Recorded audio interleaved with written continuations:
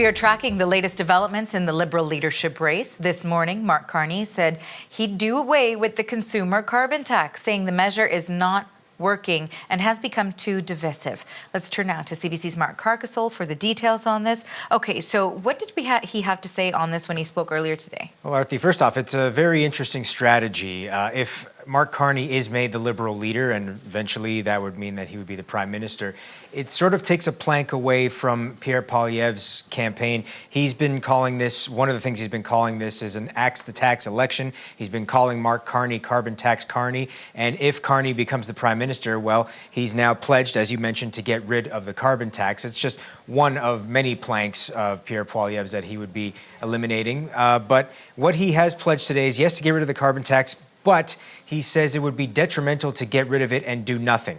He has other measures in place instead.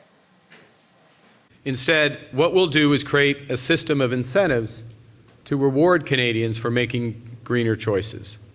So it means that you'll no longer have to pay more to fuel your car or heat your home. But when you choose an energy-efficient appliance or an electric car or home insulation, you will be rewarded, and we will get the big polluters to pay for it.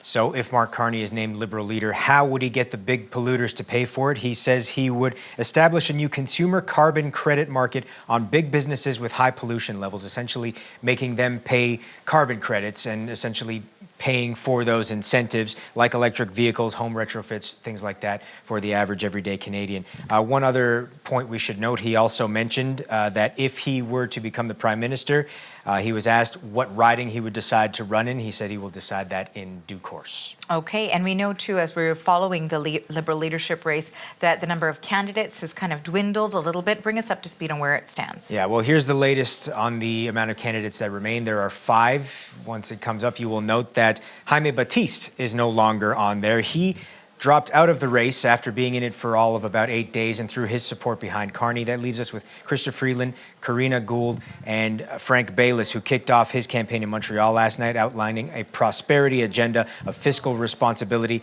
and investment in Canadian institutions. Chrystia Freeland put out a press release earlier today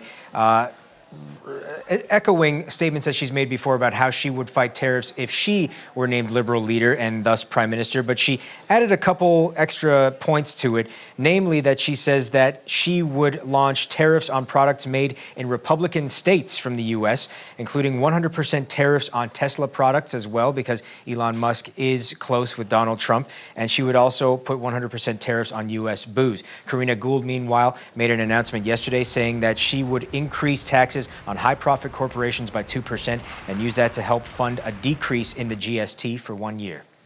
Mark, thanks for this. That is the CBC's Mark Carney reporting.